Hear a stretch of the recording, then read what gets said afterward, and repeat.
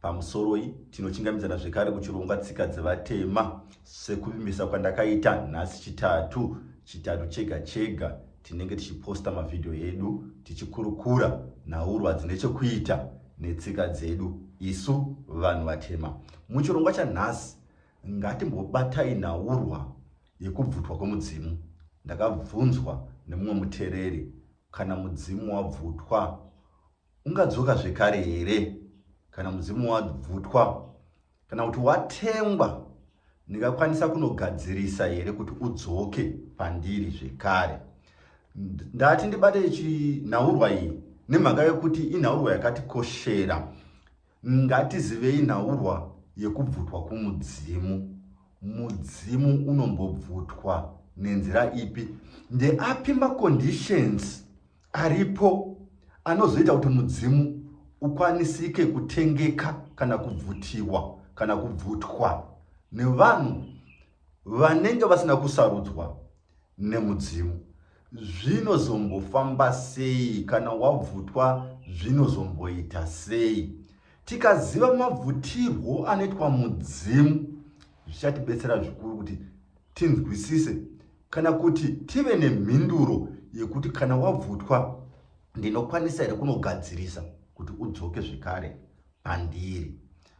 Kuti mudzimu ubvutwe, ubve paunenge wakasarudza uchienda paunenge usina kunosarudza, pane zvinofanirwa kuve zviripo, zvinofanirwa kuitika pahomwe yakanga yakasarudzwa nematare kuti mudzimu uzofuratira homwe iyoyo.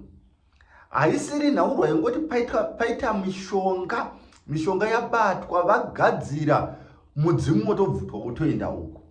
Pane zvinofanirwa kuitika pahomwe inenge yakasarudzwa kuti mudzimu ugosema homwe iya ugoenda pane imwe homwe yaunenge usina kumbosarudza.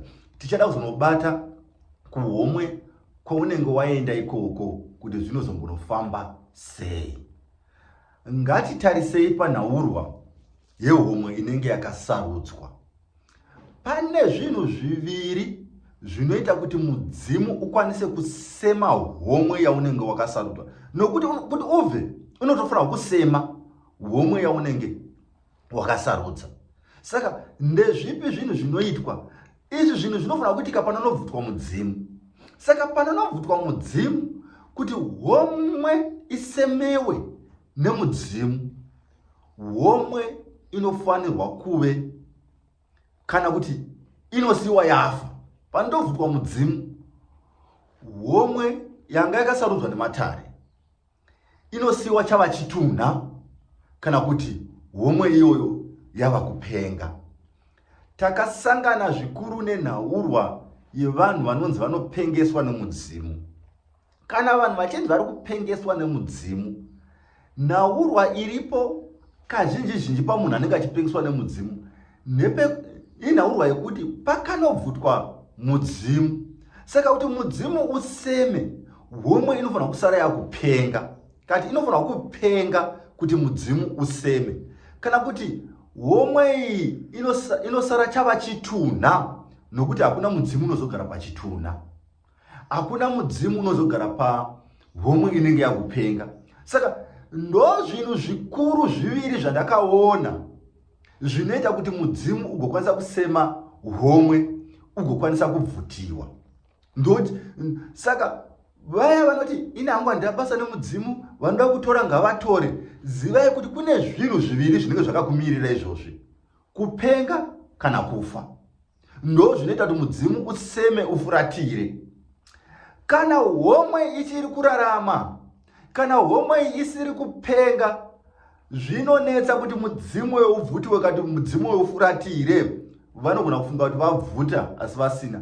Vanotoona kuti takwanisa kubvuta nepamusoro pekuti vanoona homwe iyoyo yakupenga kati homwe iyoyo yashayika, vobva vaziva kuti mudzimu uyu wabvutiwa.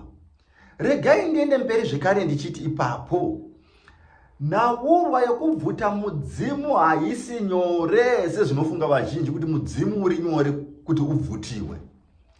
Nemhaka yemaconditions andatotaura iwawa, mudzimu unotorwa chero mudzimu usati wakubuda, mudzimu unoshanda chero usati wakubuda. Saka mudzimu unotorwa kurwa chaiko chaiko, kuchengetedza homwe kuti isapenga uye kuti isafa. Pane hondo ipapo. Hazvisi zvinhu zviri nyore zvokuvhutwa kwemudzimu. Vazhinji vanofunga kuti zviri nyore kuti mudzimu uvhutwe. Matare ekumatenga anomira. Mudzimu unogona kuzobvutwa hongu, asi matare ekumatenga vadzimu in most cases vanhu vese vanoda kubvuta mudzimu havakwanisi.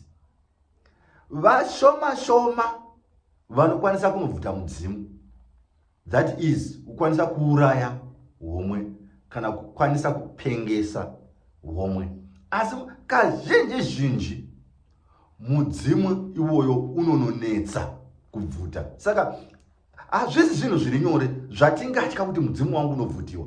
Ndingangoti pamwe 90% of the times, 97% of the times, or above 90% of the times, mudzimu wangu uchinetsa kubvuta.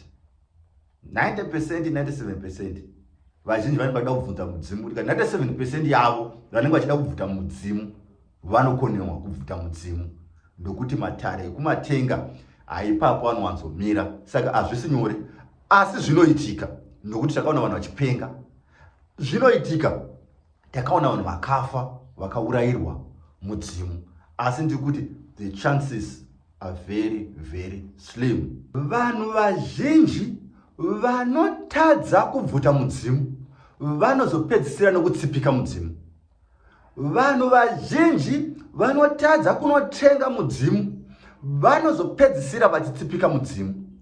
Kutsipika hongu kungava nyore pana kubvuta. Kutsipika mudzimu hazvirevi kuti mudzimu wabvutiwa.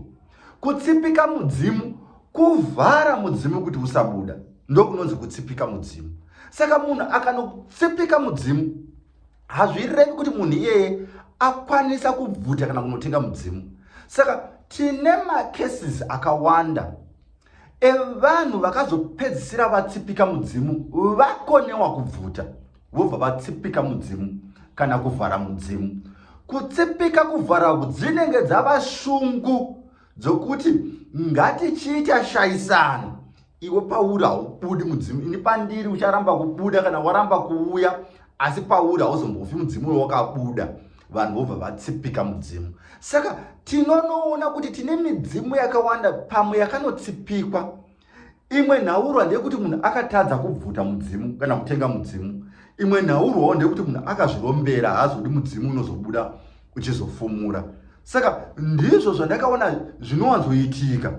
Kana munhu akonewa kubvuta mudzimu anopedzisira nokutsipika mudzimu uyo kuti ndatadza kuubvuta, asi pauri hauzombofiwo wakabuda tikaunzwa uchitaura. Ndo chimwe chatati titaure ipapo. Chimwe chepiri, haisi midzimu yese ingarwira vanhu. Kuti mudzimu wese wese, kuti tine mudzimu musha vanhu votorwira, pada kubuda vanhu votorwira. Zviripo zvinenge zviri pamudzimu zvinoita kuti vanhu varwire mudzimu iwoyo. Kazhinji zhinji vanhu vanorwira mudzimu unenge une chipo chokurapa. Ndo patinoda kuti tibate ipapo. Kazhinji zhinji patinoona mudzimu une mashavi anokwanisa kurapa, ndipo panenge pane nhaurwa yakakura ipapo yokuti munhu anenge achida kurapa. Saka kuti arape anofanirwa kubvuta mudzimu. Asi kakawanda kacho, kazhinji kacho, mudzimu uyu pachawo hatiuoni uchibuda uchitaura iwo pachawo. Watorwa, unenge wabvutwa hongu, asi chinozongonyanya kushanda apa mashavi anenge abvutwa pamwe chete nemudzimu. Iwo mudzimu kuti tizouona kazhinji kana wabvutwa, iwo uchizobuda nokuti vanenge vasingagoni kuvhuta mashavi achisiya mudzimu. Dai vaikwanisa kungovhuta mashavi aya anenge achiteverana nemudzimu. Saka kuti mashavi aya auye azoshanda, vanofanira kuvhuta mudzimu kuti uuye. Asi kuuya kwemudzimu chero ukauya ukagara hazvirevi kuti ndiko kubuda kwawo uchitaura. Vazhinji vakagarwa nevadzimu, vakagarwa nemudzimu, asi mudzimu uyu usingabudi uchitaura. Saka zvinhu zviviri zvinenge zvakasiyana. Saka mudzimu unokwanisika kuvhutika hongu, asi kashoma zvekare kuzoona mudzimu iwoyo wakavhutwa uchibuda uchitaura. Asi mashavi anogona kuuya achishanda nokuti mudzimu watovhutwa kwaenda uko. Munhu atosara achipenga, munhu atofa, mashavi ateverana nemudzimu pavhutwa mudzimu. Saka ndiri kuti panovhutwa mudzimu, kashoma tichinoona mudzimu uchinobuda uchinotaura. Asi mashavi anenge ateverana nemudzimu ndiwo atinogona kuona achinoshanda, nokuti anenge angonoteverana nemudzimu. Unoshanda muntu, unoona munhu achinotanga kurapa, asi tisingaoni mudzimu wacho uchinobuda uchinotaura. Nokuti hazvisi nyore kumatare ekumatenga kuti azobvumirana zvekare kuti mudzimu iwoyo ubude uchinotaura, vachinogara matare nemudzimu iwoyo unenge wavhutwa, vachinogara matare ekumatenga vachiti enda unotaura zvakati kumutumwa. Zvinenge zvisipo, ndo zvinozonoita kuti mudzimu iwoyo usanobuda uchitaura, asi wakavhutwa, wakavhutwa nemushonga, wakabatwa. Mashavi ndiwo anenge onoshanda. Kana munhu iyeye achinosvikirwa, kazhinji hakusi kusvikirwa kwechokwadi. Pamwe imhepo imwe inenge yakanotembawo zvayo inenge yakusvika. Pamwe anenge achisvikirwa panyama zvisiri zvepamweya, asi mashavi anenge achishandapo, anenge achishopera, anenge achirapa. Asi ndiwo un'anga kana chiremba watinozonzwa kuti makore 3-4 hazvinenge zvichiita, asi nekufamba kwenguva un'anga hwacho hunoparara. Tozoshamisika kuti munhu uyu yaive n'anga yakamboita mukurumbira, asi zvakazongoparara, nokuti zvinosvika pakuti mashavi aya anonoteverana nezviri kunoita mudzimu zvekusada kushanda. Mashavi aya, mushonga iya inobvuruvara yakakweva mudzimu nemashavi. Mashavi oziva kuti apa hapasipo pataifanirwa kugara kana kushanda. Zvinonopera zvinhu izvozvo. Un'anga hwakadaro hunonopera, kurapa kwakadaro kunonopera. Kune vanhu vakarapa kusvika mukufa vachingonzi iyi in'anga inorapa, zvinhu zvayo zvichifamba nenzira dzakanaka. Hunenge husiri un'anga hwekunoromba. Saka un'anga hwekunoromba hunobuda nekaviri.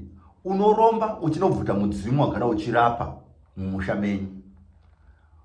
Unoromba uchinotsvaga zvokuti urape, asi iwe usina chipo kana usina mudzimu une chipo chekunorapa. Un'anga hwakadaro hunobvuruvara.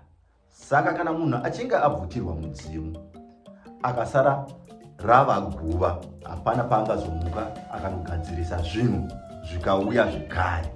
Kana munhu akabvutirwa mudzimu akatanga kupenga, chero mukafamba mukada kugadzirisa, zvinonetsa kuti zvinhu zvakadaro zvigadzirisike. Munhu iyeye anenge achingova nemwe abnormality yanenge achingova nayo. Mapengero acho munongoona kuti maitirwo anoita, anogona kusunga micheka mitema, michena, mitsvuku, zvinonetsa zvekare kuti zvinhu zvakadaro zvigadzirisike. Mudzimu ngodzoka pane munhu akambopenga, asi tati hazvisi nyore kuti mudzimu uvhutiwe. Mudzimu unonetsa kuti umukweve. Mudzimu kana une mashavi zvinonetsa zvakare kuba shavi riri pamudzimu, unenge kutofanirwa kutoba nemudzimu wacho. Ndini sekuru venyu, Sekuru Makoni, umqambisi, the African teacher. Ndatenda.